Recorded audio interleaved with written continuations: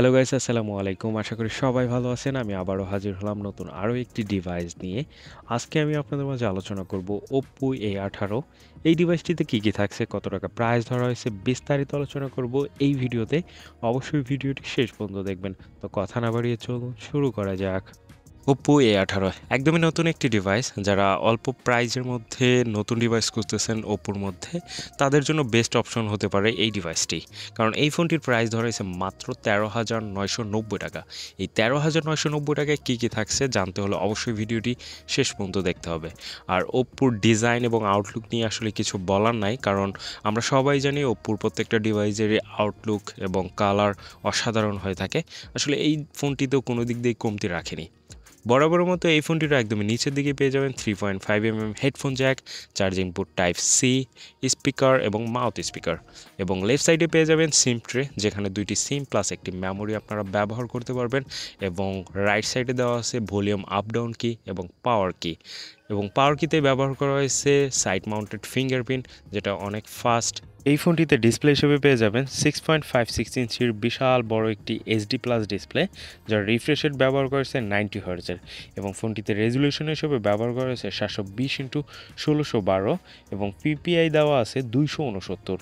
আশা করি এই ফোনটিতে ডিসপ্লের ব্রাইটনেস নিয়ে আপনাদের কোনো প্রবলেম হবে না এবং কমপ্লেনও থাকবে না, কারণ এই ফোনটিতে পিক ব্রাইটনেস ব্যবহার করা হয়েছে 720 নিটস, যার ফলে অনেক রোদের আলোতেও আপনার ব্রাইটনেসের কোনো কমতি থাকবে না।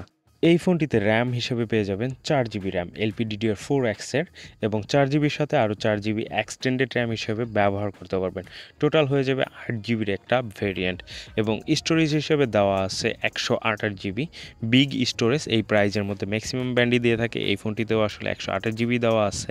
এই ফোনটিতে প্রসেসর হিসেবে ব্যবহার করেছে মিডিয়াটেকের হেলিও G85 12nm একটি প্রসেসর, যার ক্লক স্পিড দেওয়া আছে 2.0 GHz Octa-core প্রসেসর।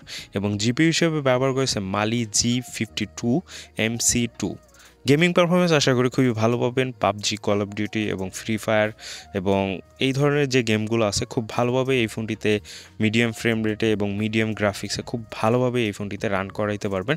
আশা করি কোনো গেমিং নিয়ে কোনো কমপ্লেন থাকবে না এই ডিভাইসটিতে।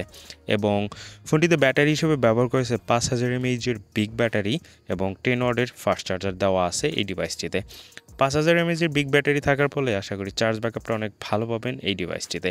এবং অ্যান্ড্রয়েড ভার্সন হিসেবে ব্যবহার করেছে অ্যান্ড্রয়েড 13 এবং তাদের কালার ভার্সনও দেওয়া আছে 13। সুন্দর সুন্দর ছবি ক্যাপচার করার জন্য এই ফোনটিতে মেন ক্যামেরা হিসেবে ব্যবহার করেছে 8 মেগাপিক্সেল এবং বুকে মোডের জন্য ব্যবহার করেছে 2 মেগাপিক্সেল। ফোনটিতে ফ্রন্ট ক্যামেরা হিসেবে পেয়ে যাবেন 5 মেগাপিক্সেল।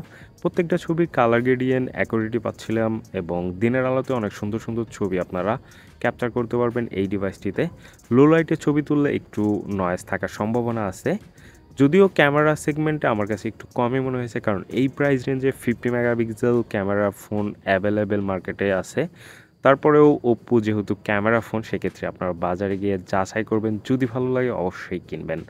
আর ক্যামেরা সেগমেন্ট আপনাদের কাছে কেমন লাগলো অবশ্যই মূল্যবান মতামতটি জানিয়ে দেবেন কমেন্ট বক্সে।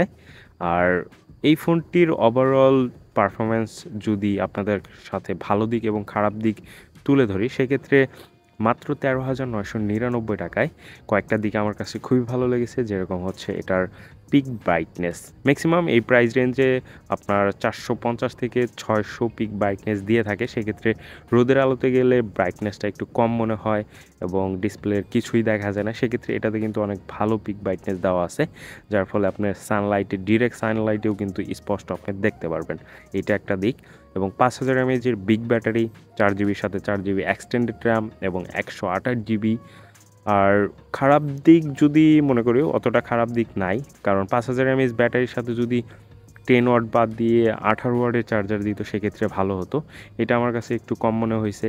এবং ডিসপ্লে রেজুলেশন আরেকটু বেটার করতে পারতো, তারপরেও 12,000 এবং 13,999 টাকার মধ্যে ওপ্পোর বেস্ট একটা ডিভাইস আমরা বলতেই পারি, কারণ ডিজাইন বলেন, আউটলুক এবং কালার সব কিছুই কিন্তু আমার কাছে অনেক ভালোই লেগেছে। আপনাদের কাছে কেমন লাগলো এই ভিডিওটি অবশ্যই কমেন্ট বক্সে জানিয়ে দিবেন। আর আপনার কোন ধরনের ভিডিও দেখতে চান অবশ্যই কমেন্ট বক্সে জানিয়ে দিবেন। আর এই ভিডিওটি যদি ভালো লেগে থাকে অবশ্যই একটি লাইক করবেন। আর আপনি যদি আমার চ্যানেল একদমই নতুন হয়ে থাকেন অবশ্যই চ্যানেলটি সাবস্ক্রাইব করে বেল আইকনটি বাজিয়ে দেবেন, লেটেস্ট আপডেট সবার আগে পাওয়ার জন্য। ধন্যবাদ ভিডিওটি শেষ পর্যন্ত দেখার জন্য।